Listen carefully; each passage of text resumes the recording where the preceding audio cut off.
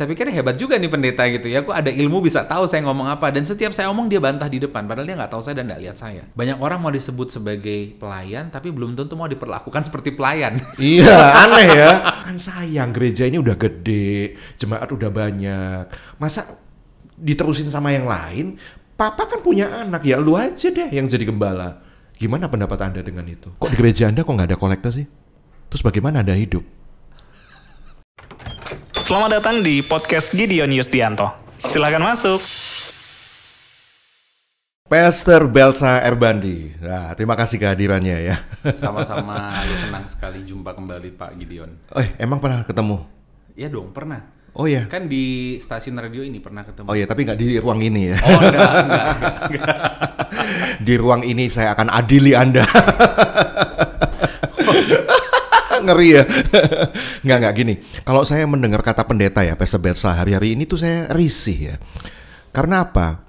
Pemberitaan banyak ya. Sekarang semakin orang itu, wah, apa-apa di blow up, apa-apa diberitakan. Semudah itu karena sosial media sudah sangat banyak gitu ya. Nah saya risih gitu kalau misalnya terus ada pendeta kok KDRT. Nah ini kan ada kejadian ini kan, sampai kemudian diproses hukum. Kemudian kok ada pendeta mencabuli anak di bawah umur, itu kan saya gimana ya? Ya lama-lama saya juga dianggap begitu gitu. Semua pendeta juga sama lah gitu kan. Kalau ini kasusnya semakin banyak, akhirnya kan di masyarakat kan bisa terjadi generalisasi bahwa pendeta tuh begitu gitu kan. Betul. Nah itu yang saya gimana ya gitu. Gimana komen Anda menghadapi fenomena seperti ini? Ya kalau pertama memang kita harus lihat yang namanya pendeta itu, dari kata pendetanya saja itu kan sebenarnya dari bahasa Sanskrit ya, dari sebenarnya dulu budaya Hindu itu ya, pandit gitu. Artinya memang orang yang dihormati karena dia bisa menerjemahkan kitab-kitab. Jadi dari namanya saja, kemudian akhirnya masuk ke dalam bahasa Indonesia ya, di Indonesia kan menjadi pendeta, dan akhirnya diserap, diambil oleh kekristenan. Orang yang gelarnya pendeta otomatis dilihat banyak orang, itu Betul. sudah pasti gitu. Jadi whatever he does pasti akan kelihatan.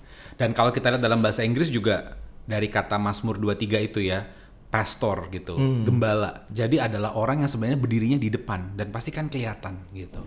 Nah jadi memang nggak bisa dipungkiri pendeta itu tersorot gitu karena dia jadi teladan.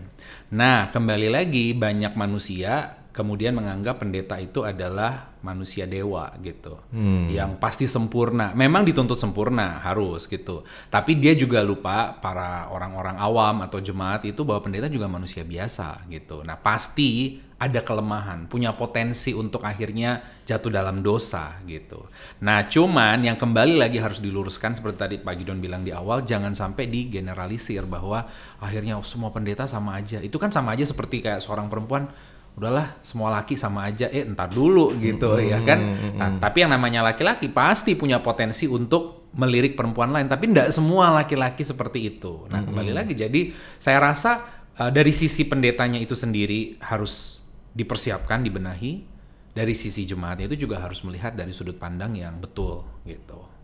Jadi kesan saya kan gini ya, kalau sampai ada yang menyimpang seperti itu, terlibat dengan kasus hukum, KDRT, kemudian pelecehan seksual, saya mulai mikir gitu ya, ini pendetanya ini apa ya, memang betul-betul panggilan dari Tuhan, sebuah apa ya, undangan terhormat bahwa dia diutus menjadi gembala dari Sang Gembala Agung, atau sebetulnya ya dia kepengen gitu jadi pendeta jadi-jadian gitu ya. Sekarang kan gini ya, fenomena kan di kota besar itu kan wah profesi ya, kalau anak zaman sekarang YouTubers, gamers, dan yang ketiga pendeta gitu karena duitnya banyak katanya. Nah ini jadi apa ya, orang tuh termotivasi jadi pendeta itu karena apa? Oh iya, karena saya sebetulnya itu saya nggak mau, tapi kan kasus kayak nabi-nabi di perjalanan histori sejarah kan kayak gitu ya. Siapakah saya nggak cakap mulut, jadi kayak nggak pede gitu kan untuk dipanggil menjadi seorang nabi. Tapi ini kan kepedean, saya pendeta, saya gembala gitu. Nah jadi gimana? Apakah ini sebuah panggilan atau ya di dalam apa ya, di dalam proses hidupnya ya ada satu titik di mana dia kepengen jadi pendeta. Jadi sebetulnya bukan diundang gitu, bukan dipilih. Itu maksud saya. Gimana? Nah, kalau kita lihat Ada cerita di firman Tuhan di Injil ya, bagaimana Tuhan Yesus memanggil murid-muridnya yang pertama. Itu kan kalimatnya jelas, maka Yesus memanggil mereka. Dan ayat sebelumnya Yesus tuh berdoa semalam-malaman gitu. Dari 12 itu saja ada satu yang memang diizinkan, akhirnya kita kenal dengan nama Yudas Iskariot itu, ya kan. Dari situ kita tahu bahwa sesungguhnya orang yang melayani Tuhan itu harusnya betul-betul tahu dan sadar itu adalah panggilan Tuhan. Karena kalau enggak, ya istilahnya sudah panggilan saja, ada orang yang tetap bisa jatuh dalam dosa, apalagi enggak panggilan. Wah, godaan dunia itu begitu banyak gitu. Panggilan dari Tuhan itu penting loh, karena begini, kalau kita enggak sadar panggilan Tuhan, di tengah jalan kita bisa berhenti. Karena memang godaan dunia begitu banyak. Saya ingat misalkan di sebuah kelas gitu, di sekolah yang mempersiapkan hamba Tuhan. Kemudian seorang dosen bertanya, siapa di sini yang mau jadi kaya raya? Waduh, sebagian besar tunjuk tangan gitu. Tunjuk tangan, waduh, berarti salah tempat. Jangan sekolah hamba Tuhan gitu. Mendingan persiapan diri untuk sekolah entrepreneur aja gitu. Karena kalau untuk menjadi hamba Tuhan, ya dari dalamnya itu sadar bahwa ini panggilan Tuhan, motivasinya diluruskan dan datang ke situ untuk dipersiapkan. Ini bicara hati. Jadi kalau tadi bicara tentang ada orang yang akhirnya menjadi pendeta karena tiba-tiba kepingin, ya itu kembali lagi dia harus diperiksa motivasinya gitu. Karena apalagi kita masuk di zaman yang modern ya, kekinian, social media, yang namanya pendeta dikenal, semua orang merasa hormat gitu. Wah, jangan enak nih jadi pendeta nih ya kan, diundang ke sana kemari, tapi dia tidak tahu di sisi lain dari seorang pendeta itu bahwa dia harus betul-betul semakin hari menyatukan visinya dengan Tuhan. Jangan justru makin sama dengan dunia. Kalau dia ngeliatnya cuma dari satu sisi bahwa jadi pendeta enak, dihormati, wah aku juga pingin nih begini, itu bahaya, rawan sekali di tengah jalan akhirnya dia tidak menunjukkan karakteristik Kristus. Makanya pendeta yang melewati satu proses, ya biasanya kan banyak tuh di asrama gitu. Tujuannya ini ngapain sih sebenarnya gitu? Ya itu sebenarnya untuk membentuk mereka betul-betul memiliki hati hamba gitu. Hati hamba yang dibentuk bahwa kamu tuh kesini karena memang Tuhan yang memanggil. Nah, tentu Tuhan yang juga akan mencukupkan gitu. Karena kalau hanya sekedar di tengah jalan kepingin tapi nggak ada panggilan dari Tuhan, wah itu rawan sekali saya bilang. Jadi maksud Anda untuk bisa mengetahui check and recheck bahwa itu panggilan Tuhan atau enggak, disiapin gitu di asrama? Enggak. Dilatih untuk hidup menderita gitu maksudnya. Di asrama menderita biasanya kan. Mana ada asrama enak. Sebentar, saya nanti akan masuk ke soal asrama ya. Tapi yang gimana? pertama, mengetahui itu adalah urusan pribadi kita sama Tuhan. Berarti hanya saya yang tahu? Ya, betul-betul bahwa sama seperti kalau saya misalkan melakukan kelas pranikah dengan orang yang mau menikah. Kenapa kamu mau menikah sama dia? Ketika dia jawabnya, soalnya dia kaya Pak. Nanti tahun ketiga perusahaannya kena goncangan, kamu bingung ya kan? Ya karena dia cantik, ya 50 tahun lagi dia nggak cantik. Karena Tuhan yang udah bicara tuh tidak harus selalu audible gitu ya, tapi lewat pergumulan pribadi kita, lewat firman dan kehidupan doa, dia pasanganku. Nah sama seperti itu, panggilan untuk melayani Tuhan itu seperti itu. Nah kemudian semakin diteguhkan, entah lewat orang tua, hamba Tuhan, lewat keadaan yang Tuhan izinkan. Jadi ditemukannya di situ dulu, baru kemudian setelah istilahnya ini ada bibit ditemukan, harus dipersiapkan. Nah dipersiapkan itu memang sebaiknya lewat satu proses, entah proses studi, ya memang sebaiknya di sebuah sekolah, ya bagus juga syukur ada di model seperti asrama. Jangan langsung beranggapan berarti jadi pendeta harus hidup susah dulu begitu. Tahu nggak kalau misalkan dulu ya istilahnya tuh para bangsawan Inggris itu mereka tuh kan tuan tanah semua yang kaya raya. Mereka ngirim anaknya asrama semua loh gitu. Yang harus bangun jam 4 pagi gitu, get ready, jam 6 udah siap, nanti belajar berkuda, belajar ini, belajar terus sampai jam 6, makan jam 7, belajar lagi buku dibaca sampai jam 10, belajar bahasa Latin. Kayaknya enakan di rumah orang tua ya. Sebenarnya tujuannya itu bukan untuk membuat mereka hidup susah, tapi mereka tuh dipersiapkan mentalnya, karakternya, karena mereka akan menggantikan posisi ayahnya kan, duduk di satu posisi adipati gitu ya, memerintah tanah seluas sekian, menjadi orang yang tahu situasi, tahu kondisi gitu. Nah, menjadi hamba Tuhan itu juga begitu gitu, bahwa kamu pola pikirnya betul-betul dipersiapkan. Iya. Didisiplin juga ya di situ ya. Juga ya, itu betul. Okay. Bahkan kalau kita tahu misalkan didisiplinkan tuh macam-macam ya, termasuk soal pacaran, soal apa. Nah, dari orang yang sudah keluar dari produk itu semua saja digumulkan bisa jatuh gitu. Apalagi yang enggak gitu. Maksud saya ini begitu rawan. Jadi betul-betul kita memang harus menggumulkan apakah ini Tuhan memanggil, dan kemudian memang harus dibentuk dalam satu proses untuk siap menjalankan panggilan Tuhan itu. Oke, kalau gitu let me check ya. Ini saya mau nanya ke Pastor Belsa sendiri. Anda anak pendeta? Enggak, tidak. Kenapa waktu yang lalu itu artinya Anda memutuskan jadi pendeta? Ya, Panggilan Tuhan. Bagaimana Anda bisa tahu itu panggilan? Jadi kalau dari cerita pertama itu memang papa saya rindu saya untuk melayani Tuhan. Gitu. Saya nggak tahu persis apa yang mungkin beliau rasakan, dan akhirnya namanya orang dalam perjalanan kehidupan, ya istilahnya sudah sampai titik tertentu, mungkin punya apa dan segala macam. Intinya yang dicarikan di dunia ini Tuhan gitu. Akhirnya punya kerinduan, saya rindu anak saya untuk melayani Tuhan. Ya seperti diserahkan gitulah gitu. Wih. Tapi saya awalnya waktu kecil saya nggak mau. Saya pinginnya itu seperti kakek saya. Kakek saya itu diplomat keliling dunia gitu. Jadi saya nggak mau. Tapi memang Tuhan yang memanggil saya. Saya merasakan secara pribadi gitu. Saya mengalami perjumpaan, istilahnya pertobatan, kenal Tuhan itu umur 12 tahun gitu. Pada waktu itu memang saya disekolahkan papa saya ke Australia. Terus saya nggak mau bergaul sama orang Indonesia. Orang Indonesia kan keponya tingkat tinggi gitu ya. Termasuk saya. Ya saya juga saya kepo selidik-selidik. Saya juga orang Indonesia gitu ya. Cuma pada waktu itu saya paling males. Oh kamu di mana gini apa enggak lah gitu. Sementara kalau orang bule kan istilahnya emang gua pikirin. Ya urusan sendiri-sendiri gitu. Nah, mama saya justru takut gitu kalau saya sampai jauh dari komunitas nanti saya narkoba. Nanti saya seks bebas, nanti saya apa. Akhirnya dia panggil temannya, tolong itu cari Belsa. Nah saya dicari, ditemukan. Bukan berarti saya menghilang gitu ya, saya nggak mau mengikuti komunitas-komunitas Indonesia aja. Malah saya diajak ke ibadah orang Indonesia, waktu itu di kota Melbourne. Nah saya duduk di paling belakang, saat saya duduk di paling belakang, pendetanya di depan, pendetanya tuh bilang, siapa di sini yang kalau hari ini meninggal, tahu dia pergi kemana. Itu saya cuma ngomong di belakang dengan suara kecil, ya saya orang Kristen. Pendetanya yang jauh di depan itu bisa bilang, saya nggak tanya kamu kecilnya Kristen atau enggak. Saya pikir hebat juga nih pendeta gitu ya. Aku ada ilmu bisa tahu saya ngomong apa. Dan setiap saya ngomong dia bantah di depan. Padahal dia nggak tahu saya dan nggak lihat saya. Ya itu yang baru saya tahu, kuasa Roh Kudus itu luar biasa. Di situ saya menangis bahwa saya nggak tahu kalau saya meninggal tuh saya pergi kemana. Karena saya disadarkan saya hanya Kristen keturunan saja. Karena papa saya Kristen. Ya, leluhur saya mungkin Kristen. Baru hari itu saya terima Tuhan Yesus sebagai Tuhan dan Juru Selamat saya. Saya menangis, saya didoakan di depan. Nggak tahu bagaimana nih mulut bisa keluar, saya mau melayani Tuhan. Terus saya ngomong, aduh saya kok nyesel udah keucap ya, gimana mau nariknya nih Tuhan gitu ya kan. Terus akhirnya saya minta tanda terus sama Tuhan gitu, dan Tuhan memang jawab satu persatu. Iya. Padahal cita-citanya menjadi diplomat ya. Pada waktu itu. Iya. Sekarang diplomat kerajaan surga. Wah, mantap. Keliling-keliling juga kan kemana-mana. Iya betul. Nah dari situ memang akhirnya proses saya menggumulkan benar panggilan Tuhan itu enggak sebulan 2 bulan, dari umur 12 sampai remaja sampai umur 17 itu terus yakin nih benar nggak. Dan saya sampai pada waktu itu di satu titik saya, bukan satu titik ya, beberapa kali saya bilang, Tuhan kasih tanda deh, ini yakin nggak saya ini mau ambil sekolah hamba Tuhan nggak? Minta tanda A, ya dijawab Tuhan. Tanda B, waduh mateng ini, berarti beneran aku gitu.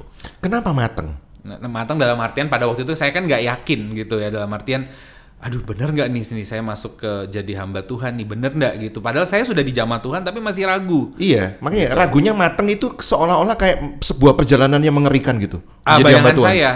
Dan pada waktu itu memang bayangan saya, wah nanti seperti apa, bayangannya tuh nggak ada, karena di keluarga saya nggak ada yang jadi pendeta, baru saya mungkin gitu. Jadi nggak ada bayangan itu jadi apa, seperti apa, bagaimana gitu. Tapi memang kalau memang Tuhan sudah memanggil, ya sudah akhirnya harus jalani betul-betul. Tapi gini, mungkin masa itu menjadi pendeta tuh masih nggak enak kali ya? Ya memang belum seperti yang sekarang ya. Klotonnya terkenal, sosial media menyorot gitu. Ya. Sekarang terkenal, dilayani kemana-mana, dapat fasilitas VIP, ya kan, duitnya ya lumayan lah, ya kan. Nah, kembali lagi kalau tidak mengerti panggilan Tuhan, tidak betul-betul dipersiapkan, akhirnya ketika datang kok nggak dilayani, nggak dihormati, marah-marah loh. Dan memang aslinya kan kita melayani itu kan kita justru melayani. Iya. Banyak orang mau disebut sebagai pelayan tapi belum tentu mau diperlakukan seperti pelayan. Iya, aneh ya. Anda ngaku sebagai pelayan tapi Anda nggak mau gitu. Nah itu betul. Jadi karena mintanya dilayani malahan. Iya, dan itu fakta gitu. Banyak di lapangan yang loh kok nggak ada yang nyambut, nggak ada yang loh, justru kan karena kita pelayan disebutnya ya Kadang-kala ada kalanya Tuhan izinkan diperlakukan seperti pelayan, ya justru jangan komplain gitu. Itu bicara hati, bicara segalanya, semua diproses di situ. Iya. Nah, waktu itu kan apa ya? Jadi pendeta itu bukan seperti sekarang yang mungkin dibayangkan enak gitu ya. Iya. Tapi kok orang tua dalam hal ini siapa papa ya? Kenapa kok menyerahkan itu ya? Nah, Menyerahkan juga, Anda ya. Sampai hari ini jujur saya juga. Kan setiap orang tua juga kepengen masa depan anaknya ini cerah lah gitu loh. Nah, waktu itu kan belum cerah-cerah banget ya pada masa depan pendeta ya. Dan papa saya profesinya tahu? Apa? Dokter bedah. Nah loh, biasanya dokter itu anaknya kan dokter, gitu kan? Udah cuman papa saya yang lain sendiri. Ini papa saya kebetulan masih hidup, mama saya yang sudah meninggal. Oh. Jadi kalau ditanya juga pasti dia akan menjawab ya untuk Tuhan, melayani Tuhan, saya bangga, saya senang. Waktu itu saya yang belum paham gitu. Saya sama dulu memikirnya seperti itu. Seorang papa tentara, anaknya tentara. Papa punya toko, anaknya nerusin toko. Ini papanya dokter, kok nggak ada di arah-arahnya ke situ. Dan tapi memang saya nggak kepingin sekolah kedokteran juga. Tapi nggak ada di arah-arahkannya ke situ. Saya justru melihat wah hati papa saya ini hati yang udah dijamah Tuhan gitu. Karena nggak semua orang loh. Bahkan saya pun punya anak sekarang, saya bilang kalau kamu tidak betul-betul dapat panggilan dari Tuhan, saya juga nggak mau memaksakan dia untuk akhirnya menjadi pendeta dong gitu. Terus misalkan sekarang gereja yang sedang saya gembalakan, ini pasti anak saya, enggak, saya bilang jangan ada model-model seperti itu buat saya pribadi gitu. Karena kamu harus betul-betul kenal Tuhan gitu secara pribadi, dan kamu ya Tuhan maunya kamu apa, jangan karena saya sekarang pegang gereja kamu harus jadi, enggak. Dan itu yang akhirnya memang saya lihat juga mungkin turun dari papa saya dokter, kan nggak harus saya jadi dokter, tapi dia melihat di situ Tuhan menjamah hidupnya dan sebagainya, akhirnya kamu maju melayani jadi hamba Tuhan. Itu sebelum saya kenal panggilan Tuhan ya. Nah di situ saya kagum loh, kok nggak semua orang punya hati seperti itu gitu. Atau jangan-jangan mungkin papa Anda dulu kepengen jadi pendeta tapi nggak kesampaian gitu ya. Kan ada yang gitu ya, orang tua punya keinginan apa nggak kesampaian, terus anaknya yang diarahkan ke sana gitu kan. Bisa jadi tapi kayaknya enggak sih. Tapi bisa jadi ya, tapi iya bisa juga. jadi, dia kan cinta Tuhan tadi katanya kan. Iya. Ya, tapi karena kesibukannya dan apa ya kesuksesannya di bidang kedokteran bedah ya, akhirnya ya sudahlah biar anak saya melayani Tuhan gitu untuk menebus rasa bersalahnya mungkin begitu. Mungkin nanti saya tanyakan lagi ya. boleh. Mumpung masih ada kan orangnya kan gitu. Iya betul. Iya. Oke, kembali Pastor Belsa. Jadi Anda tadi mengarahkan bahwa gereja saya nanti belum tentu anak saya nanti yang pegang gitu. Ini kan kita bicara tentang gereja dinasti nih. Nah ini termasuk berarti anaknya jadi-jadian dong. Kalau dia nggak ada panggilan, dia nggak ada interest di bidang itu, tapi akhirnya dalam tanda kutip dipaksa sama papa mamanya, ya kan sayang gereja ini udah gede, jemaat udah banyak, masa diterusin sama yang lain? Papa kan punya anak, ya lu aja deh yang jadi gembala. Gimana pendapat Anda dengan itu? Kembali lagi itu hak orang pribadi ya. Dan setiap gereja itu ada macam-macam sistem pemerintahan. Kebetulan sistem pemerintahan yang bisa seperti itu adalah ya sistem pemerintahan yang kalau boleh dibilang jenisnya apa ya, pastoral sinodal. Tapi kalau yang udah gereja yang sudah settle dengan ada sistem dewannya ya, presbyterial atau episkopal, nggak bisa seperti itu gitu. Ya kalau dia menganut model yang didirikan oleh gembalanya sebagai pucuk pimpinan tertinggi dan mau mewariskan, itu kembali ke haknya dia. Tapi kalau ke saya pribadi, saya enggak gitu. Enggak, karena biarlah di luar saya aja nanti, jangan keturunan saya gitu. Biar nanti Tuhan yang mengkader. Karena saya yakin bahwa kalau Tuhan itu sudah berkarya, Tuhan bisa berkarya dengan cara yang ajaib, nggak harus dengan keturunan saya gitu. Gitu. Anda menetapkan enggak? Kalau saya, ya, kalau Anda gitu. Kalau saya. Tapi saya minta pendapat Anda gitu loh. Ini kok kayaknya apa ya? Gereja nggak ada bedanya sama kalau dalam sistem pemerintahan. Tadi Anda mengatakan bahwa gereja itu ada sistem pemerintahan. Iya, memang ada sistem pemerintahan. Yang saya tahu kan kayak yang saya tahu dalam pemerintahan negara ya, ada kerajaan, ada republik. Indonesia ini kan kayak republik, jadi nggak bisa dong presidennya itu dari dinasti-dinasti kayak gitu kan, enggak, itu pilihan rakyat gitu kan. Iya. Tapi kalau raja kan ya sudah gitu, ya pasti jatuhnya ke anak gitu kan. Berarti kalau gereja yang kemudian yang meneruskan itu adalah anak-anaknya, generasi keturunannya, berarti kayak menganut sistem kerajaan gitu dong. Jadi gini, sistem pemerintahan gereja itu kan ada banyak. Tadi yang saya bilang di awal, ada yang episkopal. Episkopal itu ada pemimpin tunggal di pucuk gitu ya. Itu dari zaman dulu awal-awal gereja berdiri. Ada yang Presbyterian. Jadi sebenarnya yang mengelola itu dewan atau majelis gitu ya. Jadi pucuk pimpinan tuh lebih ke formalitas gitu. Tapi ada juga model sistem pemerintahan gereja yang mungkin kebanyakan dianut oleh gereja kalau boleh dibilang karismatik gitu ya. Itu adalah gembala yang punya hak prerogatif. Nah, itu kalau memang dia mau menggunakan itu untuk meneruskan ke anaknya ya silakan. Nah, kan kembali lagi undang-undang tiap organisasi berbeda, ADART-nya. Kalau ADART-nya tidak melarang itu tidak apa-apa. Tapi saya kan kalau saya melihat tadi mengomentari dari sudut secara pribadi saya gitu. Saya yakin tiap orang panggilannya beda gitu. Kalau mungkin dulu konteksnya zaman itu saya dipanggil pribadi saya, belum tentu hal yang sama itu harus diturunkan ke anak saya gitu. Dan kita kan juga bisa melihat gitu dari atas gitu, dari awal gitu. Kita kalau mengkader orang kan bisa tahu gitu. Jujur harus fair, misalkan ternyata orang ini bagus ya anak saya kayaknya nggak terlalu di sini ya. Tapi kalau udah, ini kayaknya gereja gede ya, harus mau nggak mau anak saya gitu. Nah itu haknya dia. Kalau saya sih enggak. Saya kembalikan lagi bahwa yang mana yang Tuhan arahkan gitu. Dan kalau bisa, ini kalau memang keinginan saya pribadi ya jangan keturunan saya, udah begitu. Supaya tidak ada sesuatu yang istilahnya tuh akhirnya ya capnya jadi ini model kerajaan nih turun-menurun gitu. Kalau saya. Soalnya kan dari politik gitu kita belajar bahwa kekuasaan yang tanpa batas tuh cenderung untuk korupsi gitu kan. Iya, betul. Di dalam gereja juga ada gitu kan korupsi gitu kan. Keuangan nggak bisa dipertanggungjawabkan. Akhirnya keuangan cuma dipegang oleh satu orang, dalam hal ini gembala gitu. Iya. Nah, gimana pendapat Anda? Apakah gembala ini memang punya otoritas untuk memegang keuangan itu? Kan bahaya gitu kalau satu orang kayak gitu kan. Nah, kembali lagi waktu gereja itu berdiri kan pasti dia ada wadah organisasi ya, sinodenya. Iya. Nah, ADART-nya apa? Seperti apa? Gitu. Jadi saya nggak bisa paksakan tiap organisasi gereja itu pasti punya peraturannya. Kan nanti kalau kita pergi ke gereja A, peraturannya seperti A karena sistem pemerintahannya A. Nanti ke gereja yang B, sistem pemerintahannya episkopal atau kongregasional, peraturannya bagaimana. Tapi dengan yang kita tahu fakta di lapangan, misalkan ada gereja-gereja yang gembalanya tadi mengepalai ya keuangan. Kalau saya bilang namanya gembala itu kalau diibaratkan seperti presiden ya memang dia harus tahu. Tapi saya pribadi menyarankan, dan itu yang saya praktekkan di gereja yang saya gembalakan, saya tidak pegang keuangan. Yang pegang itu bendahara.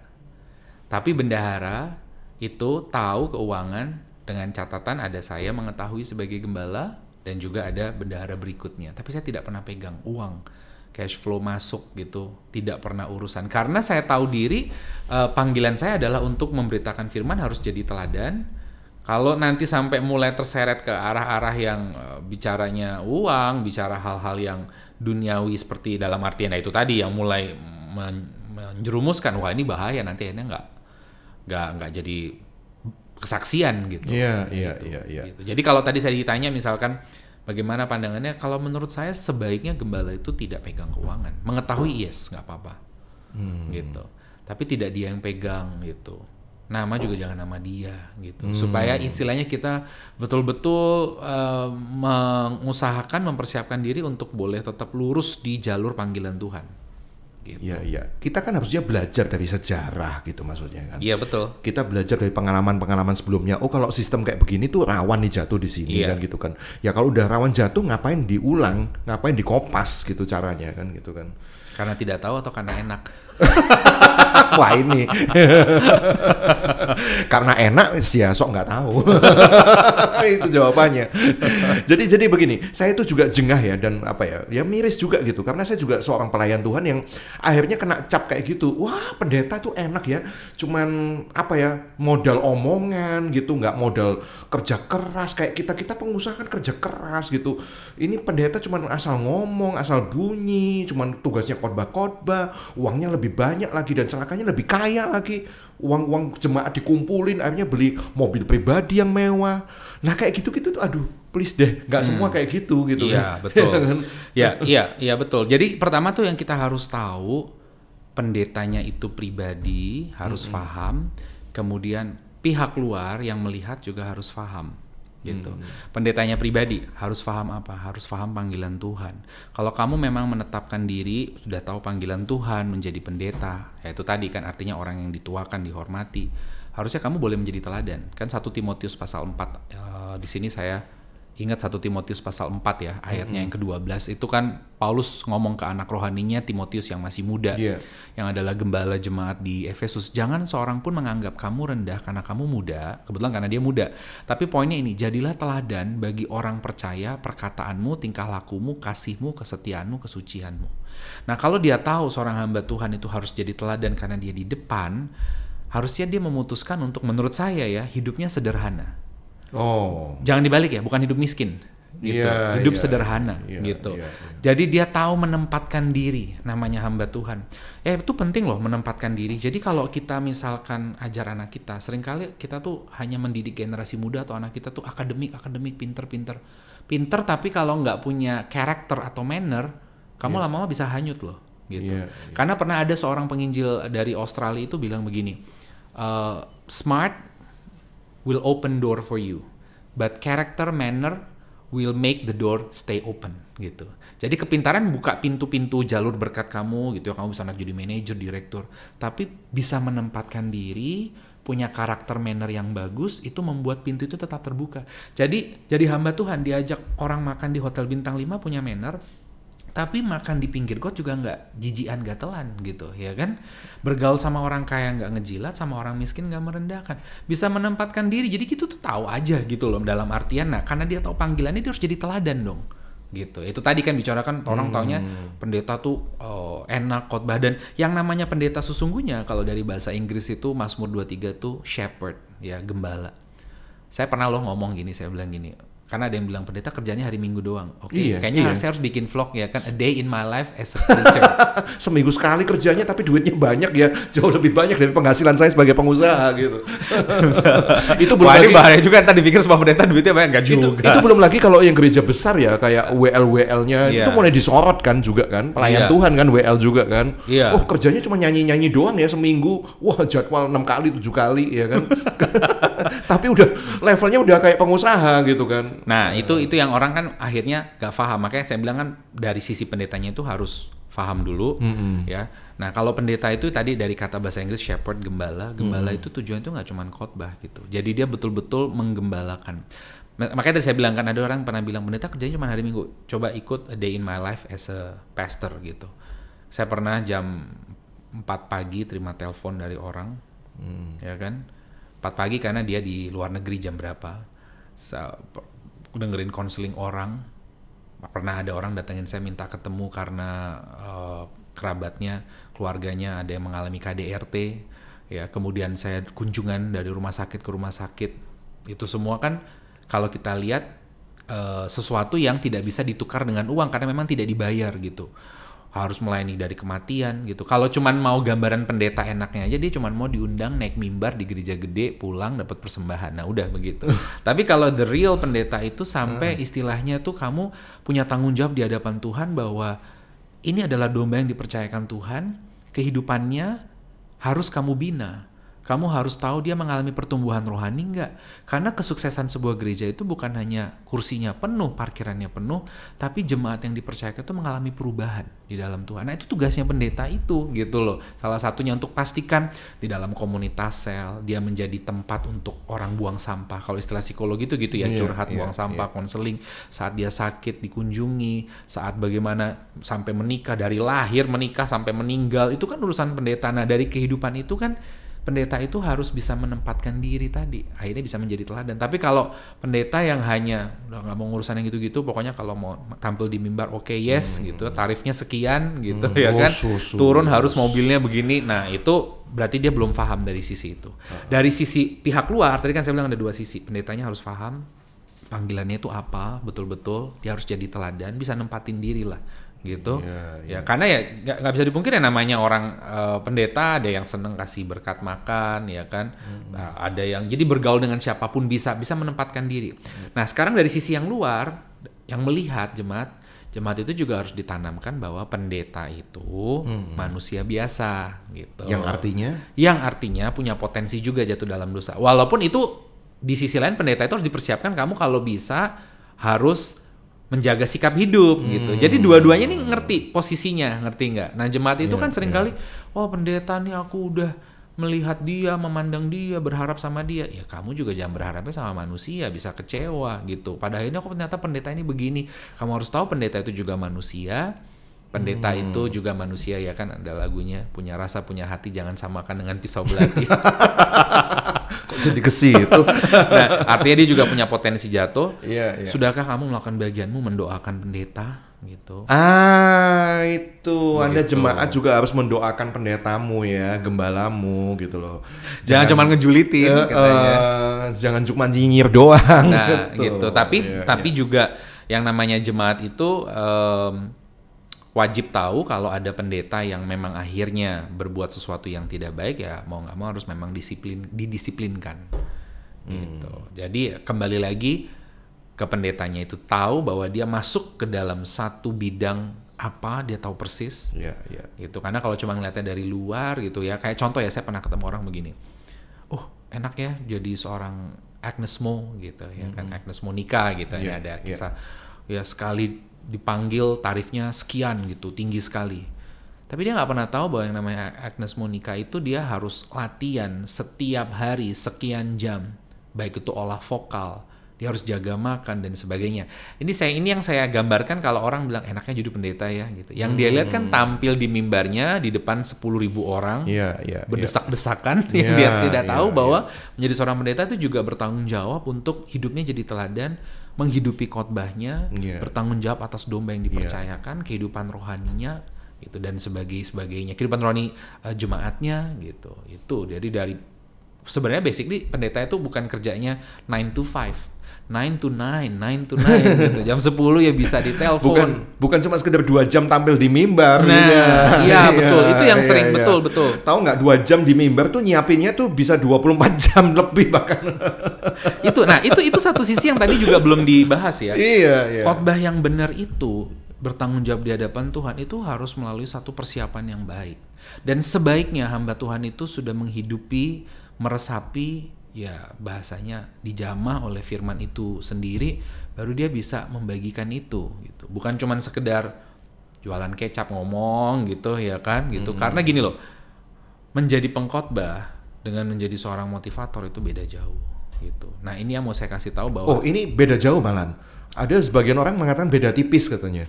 Beda-beda tipis lah antara motivator sama pendeta gitu. Nah ini Anda bilang beda jauh ini, kenapa? Karena ini? Kalau kamu bisa menyampaikan sesuatu yang orang dunia bisa sampaikan ya secara umum, ya berarti apa bedanya? Sementara kalau di atas mimbar itu kan pesan-pesan yang harus disampaikan, ada nilai-nilai, salah satunya nilai pertobatan. Nilai setiap orang harus dikasih tahu panggilan Tuhan dalam hidupnya. Itu harus terselip di dalam setiap firman Tuhan gitu. Jadi setiap pendengar itu harus kembali diarahkan untuk kenal Tuhan, untuk menemukan panggilan Tuhan secara pribadi dalam hidupnya gitu. Contoh misalkan begini, semua barang di ruangan ini kan ada tujuannya dong gitu. Kenapa ada ini, kenapa ada AC supaya di ruangan ini tidak kedinginan. Masa kamu lahir ke bumi nggak ada tujuannya? Walaupun saya kan hasil kecelakaan mama saya gitu ya kan, pasti ada tujuan. Nah, salah satu hal seperti itu yang harus disampaikan dari seorang pengkhotbah untuk temukan Tuhan dalam hidupmu masing-masing. Pertobatan, kenal Tuhan. Nah itu semua, itu yang maksud saya tuh kalau kita cuma ngejarnya populer ya, mengeluarkan kalimat yang populis gitu, ya apa bedanya dengan orang dunia? Pasti akan mengeluarkan sesuatu yang populis dari mulutnya, tapi kita betul-betul menyampaikan seorang pengkhotbah itu sudah dipersiapkan dan ini memang kebenaran firman Tuhan yang memang mereka harus terima dan dengar. Iya. Itulah menjadi pendeta itu nggak cuma sekedar yang dilihat tampilnya aja gitu. Iya. Oke. Saya tertarik dengan tagline gereja Anda ya, Gereja Orang Beriman untuk kampus Surabaya, House of Bible Teaching. Kenapa nggak House of Miracle, House of Prayer, House apalagi ya? Iya, betul. House of Blessing gitu. Ini Bible Teaching gitu. Anda yakin gitu banyak orang suka Bible Teaching? Awalnya mendengar itu pasti bosan ya. Belajar lagi gitu ya kan. Iya kan. Tapi ya kembali lagi, tagline tiap gereja berbeda, itu sah-sah saja. Tapi kalau di tempat kami itu Bible teaching karena berawal dari yang namanya jemaat itu harus betul-betul hidup dari pertumbuhan rohani ke pertumbuhan rohani gitu. Nah, pertumbuhan rohani itu tidak bisa terjadi begitu saja, tapi dia harus tertanam, belajar firman. Ya, di dalam Korintus itu orang Kristen pertama kali disebut itu di mana? Di Antiokhia. Setelah mereka belajar, mereka learn. Ada yang teach itu Paulus dan rekannya. Selama 1 tahun baru mereka disebut sebagai orang Kristen.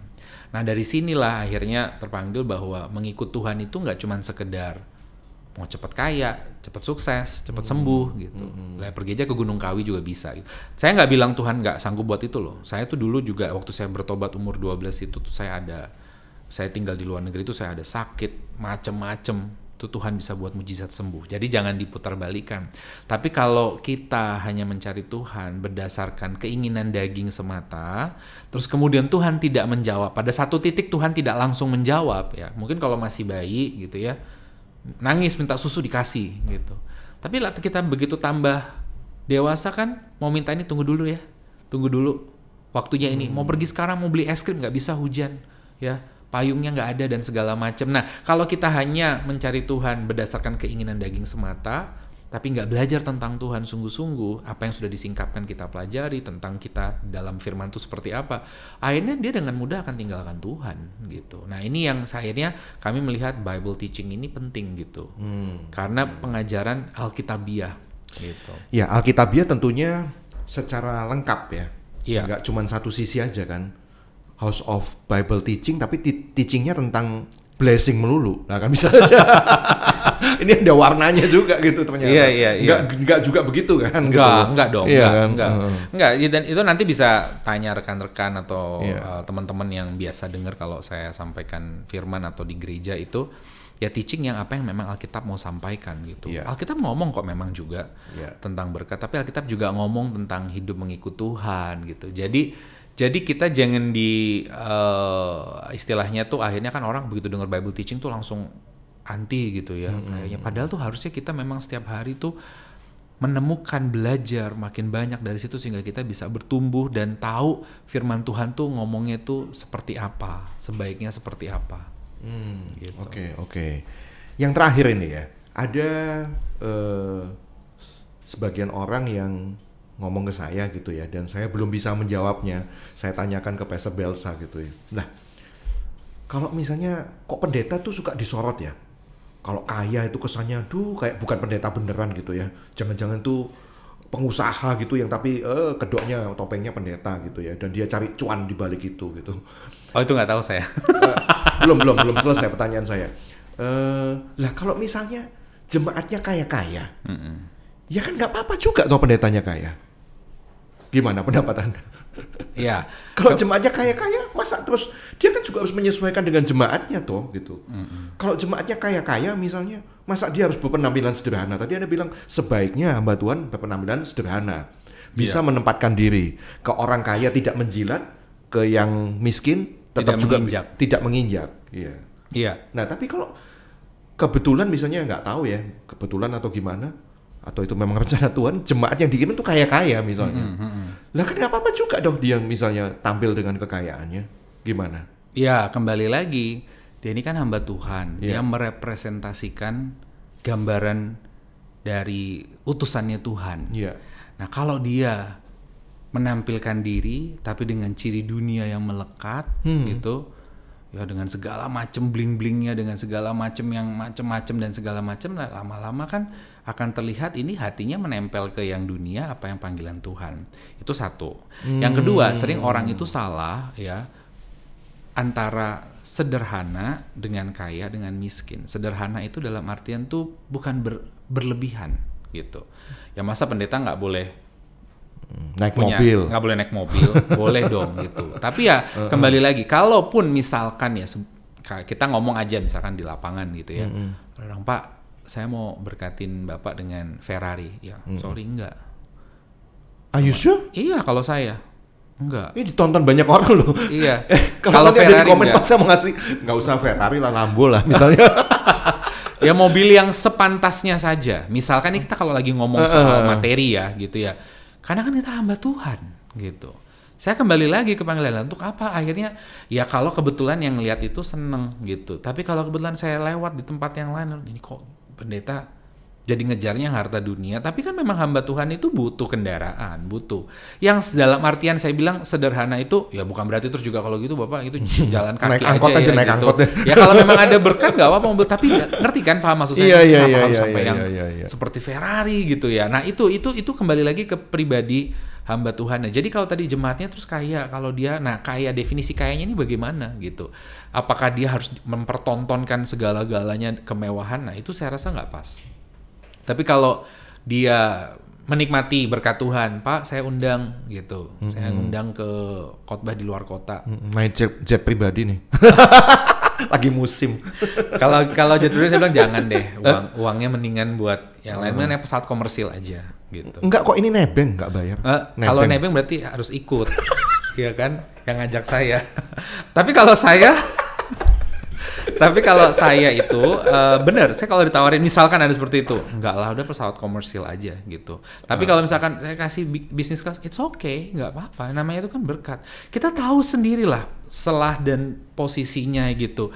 Karena nanti lama-lama apa bedanya kita dengan lavish lifestyle orang yang akhirnya gini loh, Tuhan bukan mau kita tuh harus tersiksa nggak bisa apa-apa gitu, ndak. Tapi juga lama-lama beda tipis kalau kita nanti akan ini gaya hidup yang tidak wajar gitu, yang sudah kemewahan yang makanya tadi kalau dibilang jemaatnya kaya apa-apa, kalau misalkan dia mau diberkati hamba Tuhannya it's not a problem, tapi kembali lagi ke hamba Tuhannya juga kan yang bisa memilah-milah sendiri, yang bisa mengetahui bagian yang mana yang tepat dan pas karena dia merepresentasikan Tuhan dan utusan Tuhan gitu. Kan masalahnya misalnya ada orang ngasih Ferrari ke Anda ya, misalnya jemaat Anda tuh kaya-kaya, super kaya gitu kan, sultan-sultan semua gitu kan. Ya namanya sultan-sultan kan kepingin pendetanya ini juga sultan juga gitu loh, supaya se-chemistry mungkin kayak gitu, ya kan. Gampang lah Pak nanti ngomong kalau Ferrari gitu dipertanyakan sama orang, dikasih jemaat kan gitu. Enggak, ya. Ngomongnya gitu aja kan. Ya saya ajak ngobrol yang ngasih gitu. Mulai dari tujuan, malah jadi saya kasih kelas 1 jam nanti. Tujuannya apa, gini, ini apa. Kalau memang untuk tujuannya saya punya kendaraan transportasi, masa nggak cukup misalkan kalau kita sebut merek ya, Innova atau Avanza, kan tujuannya memberikan alat transportasi. Kalau kita tahu lah kendaraan-kendaraan itu tuh menunjukkan kemewahan, bukan sesuatu. Nah itu kembali lagi hamba Tuhan yang bisa menempatkan diri. Jadi Anda menyoroti bahwa kekayaan tuh melekat pada sesuatu yang duniawi gitu ya, gitu. Gitu. Kalau terlalu berlebihan. Lebih gitu. Ke gaya hidup. Nah gaya hidup ya gimana kalau karena saya orangnya gini. Diajak ngopi yuk di pinggir, nggak ada masalah. Tapi saya ajak ngopi di Hotel Bintang 5, oke, bisa juga. I can manage that gitu, saya bisa menempatkan diri gitu. Tapi kalau udah yang mulai bergaya hidup itu saya kembali ingat panggilan saya. Tapi jangan dibalik ya, saya tidak melarang orang yang misalkan, karena memang kan panggilannya dia pengusaha, lain dong dengan saya. Kalau gitu kamu panggilannya jangan hamba Tuhan gitu, karena hamba Tuhan itu harus bisa jadi teladan tadi. Berarti maksud Anda di balik perkataan tadi, jadi pendeta jangan double-double jadi pengusaha gitu? Kenapa? Loh bukan, maksudnya yang manggil itu kan pengusaha gitu. Ya kan dia harusnya mewah gini loh. Kalau saya kan panggilannya hamba Tuhan. Enggak, gitu. Sekarang juga banyak pendeta yang di satu sisi bahwa di hari-hari yang lain dia menjalankan tugas sebagai pengusaha gitu. Kan nggak apa-apa juga, itu kan hasil. Iya, nggak ada masalah gitu. Tapi memang sebaiknya kalau memang dia full time, ya dia fokus untuk ke penggembalaan. Itu tidak ada masalah. Tapi yang saya bicarakan misalkan tadi yang ngajak dia makan itu adalah orang kaya. Yang mau memberi itu pengusaha gitu. Dia sudah punya gaya hidup yang kok dipaksakan ke sini yang sini adalah panggilannya hamba Tuhan. Kalau sini kepingin seperti itu ya berarti sini fokus ke situ saja. Kebanyakan pengusaha yang menjadi hamba Tuhan itu kan memang tadinya panggilannya pengusaha tapi kan dia dijamah Tuhan menjadi hamba Tuhan. Itu pasti juga akan mengalami perubahan. Dia tahu bahwa apa sih yang dicari di dunia ini gitu. Kecuali Tuhan dan kehendaknya gitu, itu pasti juga akan mengalami satu perubahan lah, bukan menjadi orang yang akhirnya gemar memamer-mamerkan atau berlebih-lebihan gitu. Itu pasti akan. Nah, kalau yang gemar memamerkan dan berlebih-lebihan itu berarti Anda tengarai apa ini? Jadi-jadian ya berarti ya pendetanya ya. Ya, belum beres dengan dirinya berarti. Belum beres dengan dirinya. Iya. Oke. Menarik sekali ini ya. Saya tahu Pastor Belsa ini sudah bisa menguraikan dengan begitu jelas nih ya dengan beberapa pertanyaan-pertanyaan saya. Thank you banget. Sama-sama. Satu lagi ketinggalan. Kok di gereja Anda kok nggak ada kolektor sih? Terus bagaimana Anda hidup? Iya. Terus dapat uang dari mana Anda kok nggak ada kolektor? Saya kelupaan ini. Iya. Jadi ini satu budaya yang baru. Ya. Kalau dibilang ada tantangan nggak? Ada. Gitu. Ada, saudara bisa nanti. Orang diajari untuk ngasih kolektor aja kadang-kadang sedikit kok persembahan yang masuk. Iya. Ini nggak ada lagi malahan. Iya. Why? Ya. Nah, kalau kita, jadi ada beberapa hal yang mau saya sampaikan. Yang pertama, ini satu budaya yang baru bahwa memberi itu bukan dengan paksaan, tapi satu kesadaran setelah dijamah Tuhan, gitu. Dan bisa cek, saya nggak mungkin khotbahnya tentang jangan lupa memberi gitu ya. Jadi setelah mereka sadar, itu memang sebuah proses, nggak bisa secepat membalikan telapak tangan langsung orang itu. Pada waktu awal ini seperti ini, Saudara bisa ngobrol juga dengan bendahara saya, nggak ada, bisa kotak nggak ada gitu karena, tapi diberikan wadah nih kalau mau memberi persembahan, bisa scan QRIS, bisa menaruhkan amplop gitu. Itu butuh proses untuk orang tahu bahwa ketika mereka datang, kita datang juga mengucap syukur kepada Tuhan, kita memberi dengan sukarela. Yang sering kita lupa bahwa Tuhan itu bukan hanya Bapa yang baik atau sahabat kita, ya Hopeng, tapi dia juga adalah Raja. Ya. Kalau konteks zaman dulu datang ke Raja itu nggak bisa dengan tangan hampa sebenarnya. Jadi bukan dengan artian Tuhan tuh dapat dari kita terus menjadi kaya raya, enggak gitu. Tapi kalau konteks di cerita-cerita zaman perjanjian lama, zamannya dia, bukan cerita di perjanjian lamanya, atau kerajaan-kerajaan zaman dulu, ada orang pasti menghadap raja entah bawa segenggam beras, bawa apa, pokoknya memberi karena sebagai bentuk menghormati, respect bahwa ini raja yang berdaulat. Nah, ketika seperti ini kan akhirnya sadar dalam sebuah proses bahwa oh ya, kita memberi ke Tuhan bukan karena Tuhan butuh, tapi karena dari kita ucapan syukur. Itu satu gitu. Nah, yang kedua gitu, kalau mau sedikit cerita kesaksian, justru kadang dari dalam kotak yang ada itu memang sering sekali tidak pernah mencukupi. Jadi kalau dibilang nggak ada duit, ya sering kali. Tapi kok bisa bagaimana? Saya percaya banget pemeliharaan Tuhan yang ajaib gitu. Saya pernah ada yang nonton online, kirim persembahan ke rekening gitu ya, ke gereja gitu.